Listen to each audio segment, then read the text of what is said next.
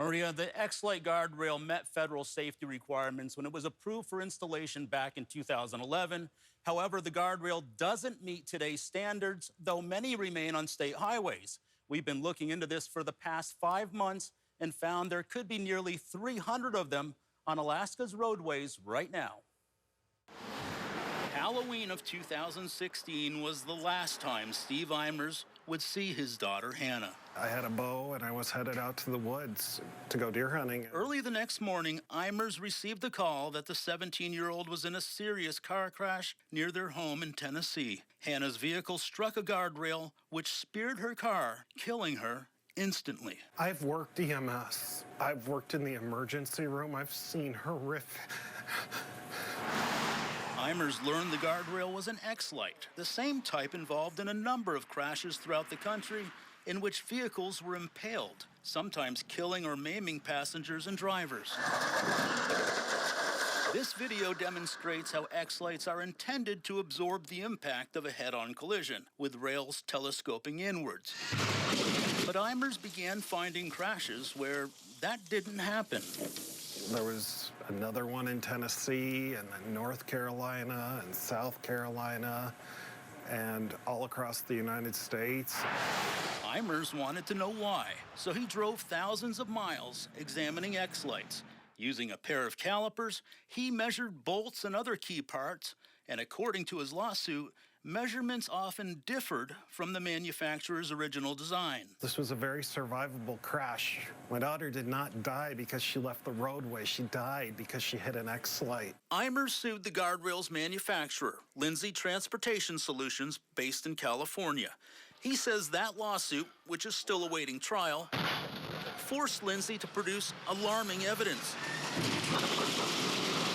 like how crash testing was conducted at the same facility the company owned, something the Government Accountability Office now calls an inherent potential threat to independence in the testing process. The suit also claims Lindsay knew about design flaws, but knowingly withheld that information from the Federal Highway Administration. That agency determines whether guardrails meet minimum safety standards. We have a company based right here in America that has conspired to defraud the government of the United States. Alaska's news source obtained hundreds of Lindsay's internal emails and memos. In this email from January of 2014, Lindsay officials discuss photos of real-world crash scenes. Lindsay's product specialist tells the company's president, quote, "In this photo, the rail buckled and is not a clean hit. If you have to leave the DOT photos, I would not leave this one." They lie to state DOTs. Later that year, the same product specialist is told about an installer in Missouri who has doubts about the X-Lite and asked to see the crash videos. When asked which videos, if any, should I not be showing contractors, he names 2 that would be, quote, okay, then says all the other videos are not pretty, and I would be critical of showing any of the other ones. When you hear Lindsay talking like that, what do you think? I think Lindsay has been extraordinarily deceptive. Here's one of the crash tests from the series he references as not pretty. See how this red car crashes into an X-Lite and the rail spears the front of the vehicle. Slow it down from a different angle and you'll see the guardrail goes all the way through the car and out the back windshield. These are very ugly tests. They were terrible tests. In 2016, a similar crash occurred in Tennessee, killing passenger Wilbur Bird. Look closely and you'll see the guardrail pierces through the car and blows out the back windshield. As years passed, more deadly crashes involving X-Lites made headlines around the country. Some states banned the guardrails altogether, spending millions to remove them from the roadways. However, Lindsay still maintains their product is safe. Their expert states in Hannah's crash, the X-Lite functioned properly, and because her car hit the guardrail sideways, it penetrated the door, which is the vehicle's weak point. In a statement, they tell us, in part, the X-Lite, as installed on U.S. roadways, passed all required safety tests. On 2 separate occasions across many years, the Federal Highway Administration confirmed that the X-Lite's tests were performed in accordance with all applicable standards and testing criteria. DOT officials in Alaska agree there's no evidence that X-Lites pose any risk.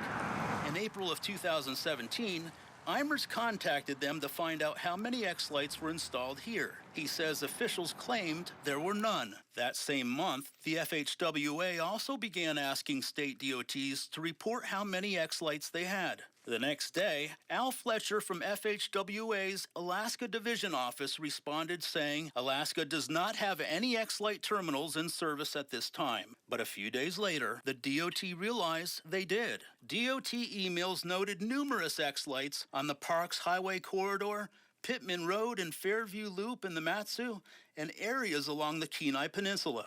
4 days later, Alaska DOT told Fletcher they had maybe a couple of X-Lights. Fletcher's email acknowledges this, and he admits, "I have not updated my response to federal highway officials in Washington, D.C." The FHWA in Washington says Alaska eventually reported having some X-Lights, but they couldn't tell us how many. To find out, Alaska's news source submitted a public records request to Alaska's DOT. Records show between 2019 and 2020, DOT located approximately 175 X-Lights, but they only included roads where the posted speed limit was 50 miles an hour or higher and did not include areas with plans to replace guardrails in the next 5 years. This is a very serious hazard on Alaska's roadways, and I think Governor Dunleavy has to step up. In May of this year, due to our 5-month investigation, Alaska's DOT updated those numbers. There's still about 100 X-Lights in parts of south central Alaska, including Anchorage, but a further review found between 50 and 75 on Heidelberg Highway on Prince of Wales Island, and another 75 to 100 on Kodiak. That's about 275 X-Lights, 100 more than DOT officials knew about. But at this point, they have no plans to remove them. The DOT told us, in part, they are working to modernize guardrails and end terminals on high-speed principal roadways. The department is expected to invest $40 to $50 million worth of guardrails, replacing over 1,000 guardrail segments or approximately 130 miles of outdated guardrails throughout the Matsu, Anchorage, and Kenai Peninsula. And they need to explain to your viewers why they are going to leave these dangerous guardrails on the roadside. That's unconscionable. Somebody's going to die, and they will have blood on their hands. In 2018, the FHWA adopted stricter safety protocols, which X-Lights didn't meet, so they were discontinued. Alaska DOT officials plan to remove about 32 X-Lights, and that project is expected to go to bid this fall. Governor Dunleavy's office referred our questions about X-Lights to Alaska DOT. The DOT answered our questions by email, but declined to do an on-camera interview. Tennessee's DOT reported that in Hannah's crash, the shear bolts worked and the rails telescoped properly, but Eimers claims the guardrails still failed to absorb the car's impact. His case against Lindsay Corporation is set for trial next Monday. For years, Steve Eimers has been on a mission to expose what he calls deadly dangers.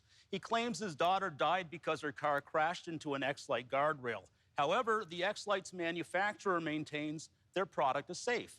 Now, Alaska's news source has obtained hundreds of the company's internal emails since filed in court, which may provide clues as to whether the company knew about any potential defects.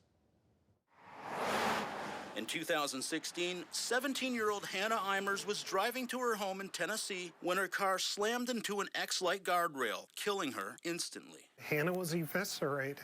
Hannah's father, Steve Eimers, worked as a trained registered nurse, but his time in the emergency room did little to ease the shock. I have seen horrific things. Nothing prepared me for the trauma that I would see that X-Light inflicts on people. The X-Light guardrail end terminal was designed to protect people, with rails that telescope inwards, absorbing the energy of a colliding vehicle. In Hannah's crash, the rails telescoped properly, but the headrail still penetrated the side of her vehicle. And since her death, Eimers' investigation has raised questions about the guardrail's manufacturer, Lindsay Transportation Solutions. In 2019, Eimers filed a wrongful death lawsuit against the company. In it, he claims the company's own crash testing exposed potentially deadly failures. They just showed that this system was extraordinarily unstable and very prone to spearing a vehicle. Alaska's news source obtained dozens of videos and hundreds of Lindsay Corporation's internal emails, which have since been filed in court. We found up to 11 versions of X-Lite's installation manual issued between 2011 and 2015. On the surface, they all look the same, with no indication they were revised. But early versions say nothing about placing a bolt through rails 3 and 4. Then later versions tell installers they need to install a bolt. They have a disclaimer in very tiny small print. These manuals are subject to change without notice. Eimers claims Lindsay knew this particular change was critical and produced a training video so road crews would get it right. Ensure that the bolt that secures the rail and blockout at post 7 passes through both sections of guardrail. We obtained the 2012 patent describing the importance of that bolt in allowing the rails to telescope properly. It says, without a bolt passing through rails 3 and 4 at post 7, we have found it impossible to control the sequencing of this system. Eimers' lawsuit claims Lindsay made more than 100 secret modifications to the X-Lite after it was approved for use on roadways, which violated federal criteria, according to Eimers' lawsuit. Lindsay says they did submit the 2 significant modifications made to the X-Lite, and their experts stated the FHWA did not expect manufacturers to notify them of non-significant modifications if the modification was thought to have no effect on the operation of the end terminal. Alaska's Department of Transportation says they installed nearly 300 X-Lite end terminals on high-speed roadways. So Alaska's news source hit the road and discovered numerous X-Lites in and outside of Anchorage that were apparently struck by vehicles. One was just outside of Wasilla. This is the site of an apparent accident involving a Lindsay X-Lite. It looks like the car hit the headrail here, and right over here, the rail buckles. It stayed straight in this section, but this is where the rails are designed to telescope inwards. If you come down here and take a look at the shear bolts, the yellow shear bolts right here, they're designed to shear or break off, allowing those rails to telescope inwards, but apparently that didn't happen, although it would take an engineer to determine whether or not this guardrail functioned properly. Shear bolts may be the most critical part of the X-Lite's design, given their function is to hold key guardrails together until impact, when they break off. If they don't, vehicles could be speared.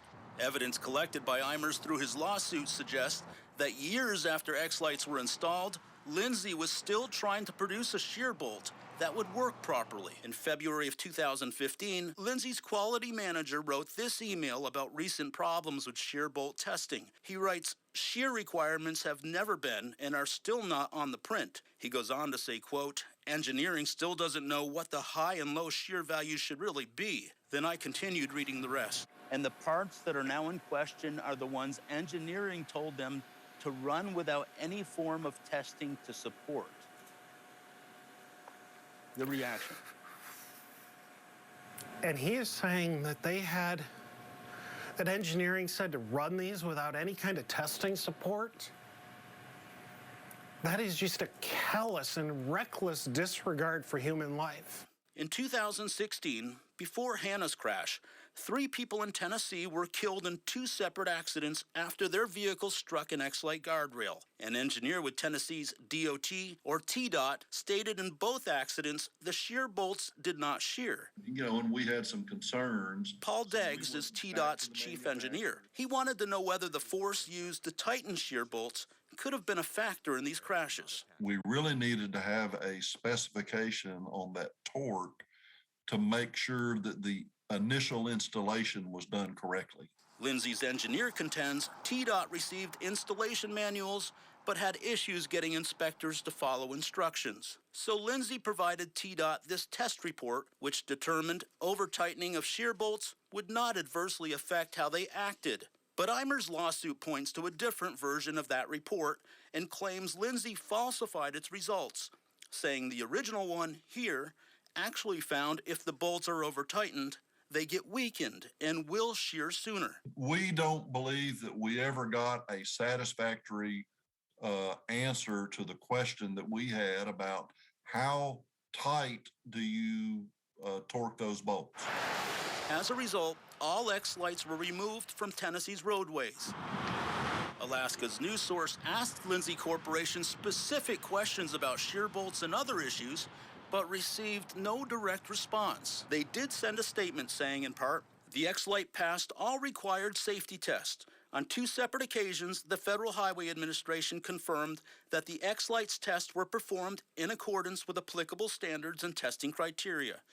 In FHWA's evaluations of in-service performance, the X-Lite also performed consistently with other end terminals and did not lead to any conclusion that the X-Lite was unsafe.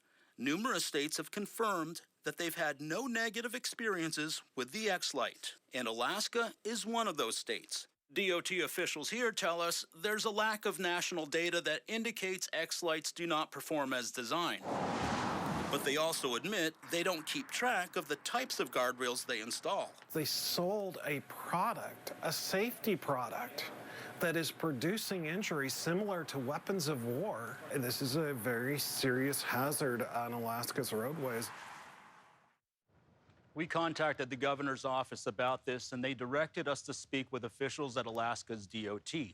In Hannah's crash, TDOT reported the shear bolts worked and the rails telescoped properly. A Lindsay expert maintains her car hit the guardrail sideways, so it penetrated the door, which is the vehicle's weak point.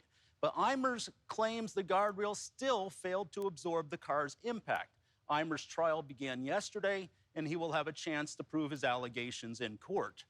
In 2019, Lindsay announced they were being investigated by the Department of Justice for potential violations of the False Claims Act, though specific reasons for the investigation are unknown. For 6 years, Steve Eimers has battled to expose what he calls deadly design flaws with the X-Lite guardrail. In 2019, he sued the guardrail's manufacturer, Lindsay Corporation, which is located in California. During our 5-month-long investigation, we found nearly 300 X-Lites installed throughout Alaska, many right here in Anchorage. In 2016, Eimers' 17-year-old daughter, Hannah, was killed when her car slammed into an X-Lite guardrail in Tennessee. Eimers claimed the X-Lite had design flaws, which he believes the company knew about. Eimers and Alaska's news source obtained hundreds of Lindsay Corp's internal emails and videos, evidence that Eimers says proves the manufacturer knew the guardrails were defective. Lindsay has always maintained their product was safe, something they continued to argue throughout the 6-day trial. Both sides presented evidence and their witnesses testified, and then both parties agreed to a settlement which was filed in a Tennessee district court today. The details of that settlement were not disclosed. We tried contacting Eimers and his attorney, as well as Lindsay and their attorneys. We have not yet received a response as of airtime. In 2018, Lindsay stopped making X-Lites after the Federal Highway Administration adopted stricter safety rules. Alaska's DOT now plans to spend up to $30 million upgrading guardrails in the Matsu, Anchorage, and Kenai areas.